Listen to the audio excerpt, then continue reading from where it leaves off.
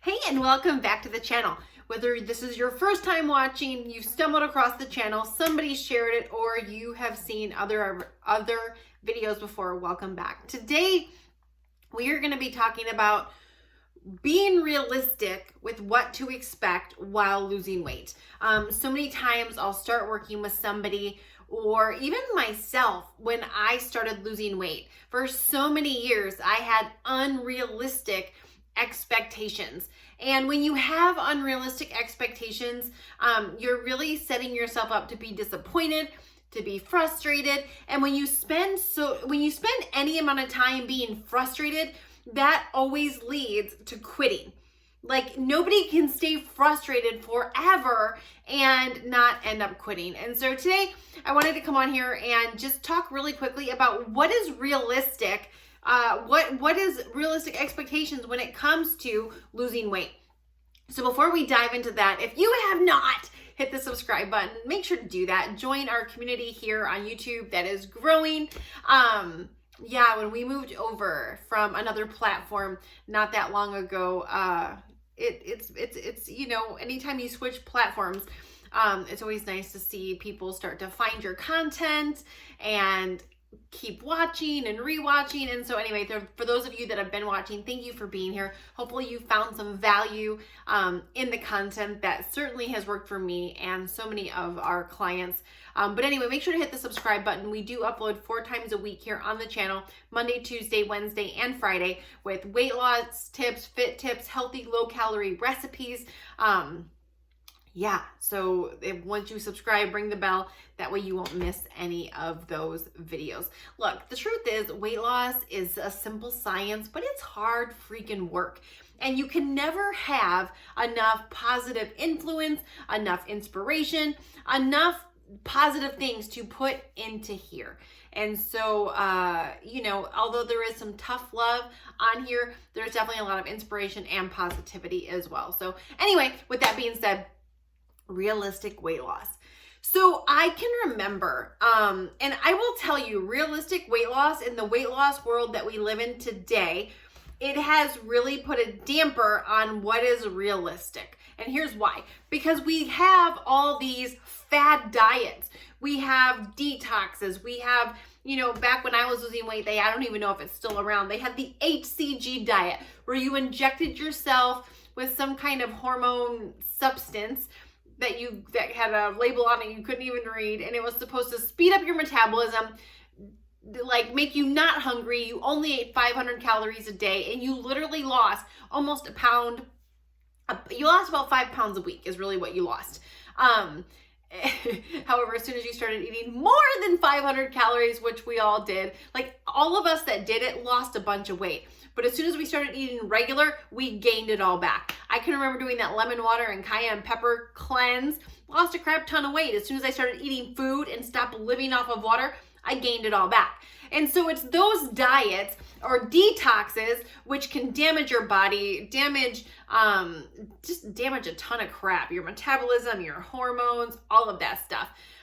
It makes your body actually go after the muscle instead of the fat.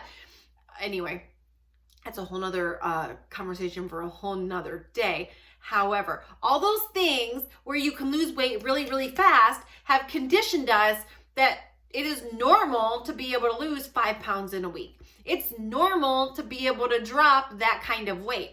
And what I'm here to tell you is it's not. Realistic, normal, healthy weight loss, fast weight loss is only 2 pounds a week is what it should be averaging. But here's the thing, when you've done any of those fad diets before, when you've done any of those detoxes before, and you've lost 5 pounds in a week or 7 pounds in a week, all of a sudden, 2 pounds in a week seems like that's it. 1.5 pounds in a week seems like, what? That's it? Listen, I'm not going to tell you that you can't lose 5 pounds or 7 pounds in a week.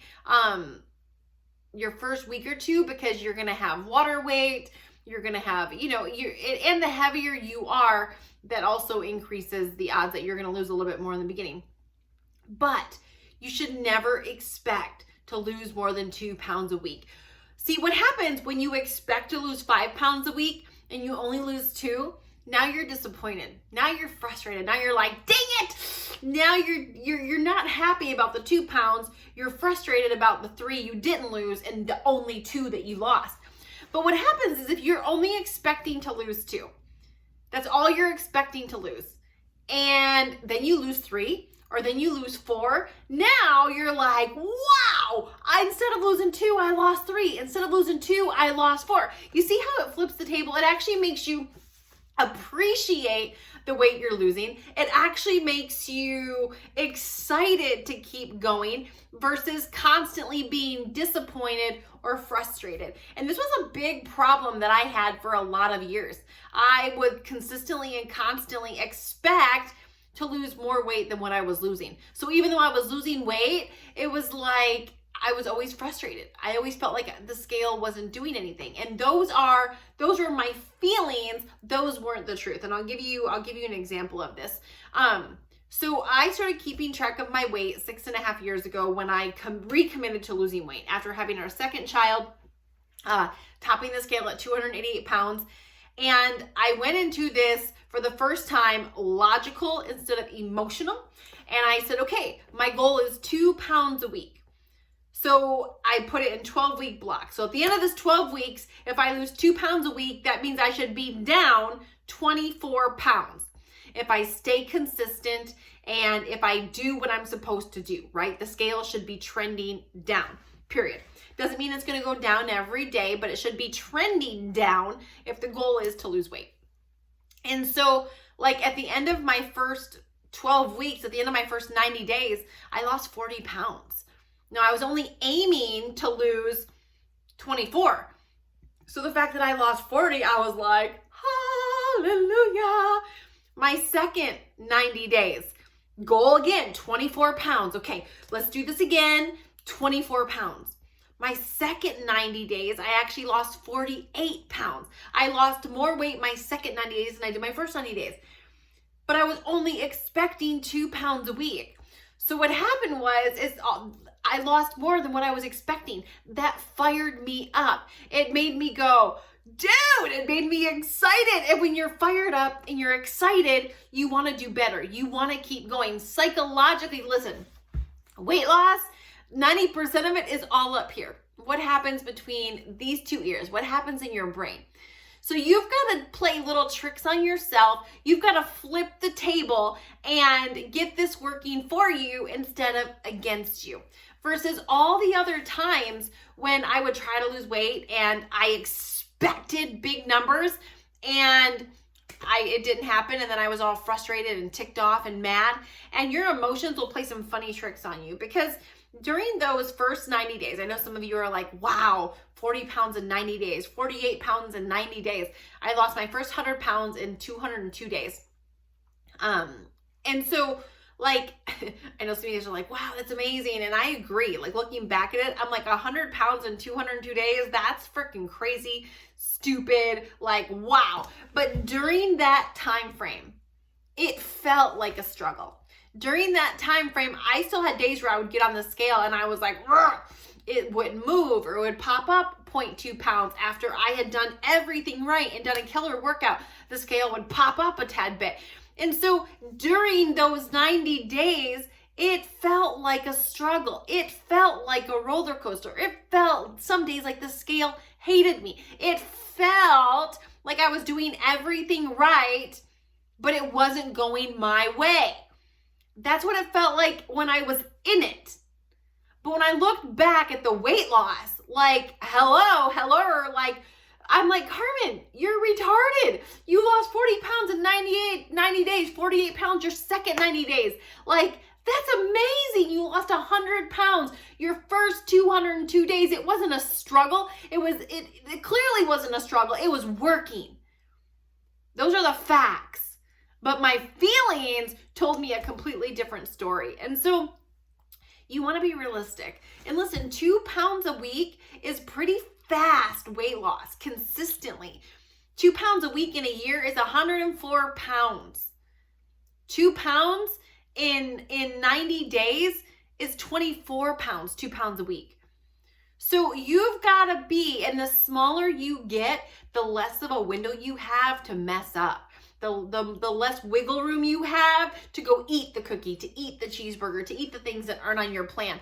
And so really look at how committed you want to be and decide.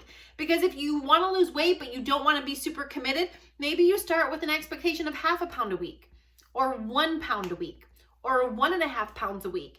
If you want to be really committed and really focused, sure, go for 2 pounds a week. If you are like, I'm done, I want to get from point A to point B as quick as freaking possible, then sure, go to the 2 pounds. But you got to know that the more you want to lose per week, the more committed you've got to be, the more strict you've got to be, the more on point you've got to be. If you just kind of want to lose some weight and you still don't want to be 100% on board with nutrition and, adding some fitness into the routine, then maybe start with 1/2 pound a week, 1 pound a week, and see where you wind up. It's better to be consistent over time than to be raw for 4 weeks or 2 weeks or a week and then quit, which is where most of us end up. We're like, yeah, for a month, and then we're like, F this. We're like, I got this for a week, and then we're like, give me the donuts. And so it's better to start off with something you can do and you can sustain and be consistent for the long term until you hit your goal, than to just go balls to the wall, all in, whatever, and then, be out of here in 2 weeks. So anyway, thank you so much for watching. Make sure to check out some of our other videos here on the channel. Actually, just recently, we did a video for a pumpkin spice low-calorie latte. I'll actually link that in the description box. I know we're here in the fall season. It's pumpkin time. And if you want a cheaper, lower calorie, but still delicious version of the pumpkin spice latte that has a lot more calories from all the fancy coffee shops, like I said, I'll link that in the description box. Make sure to check that out. And we'll see you, hopefully, on the next one. Thanks for watching. Bye.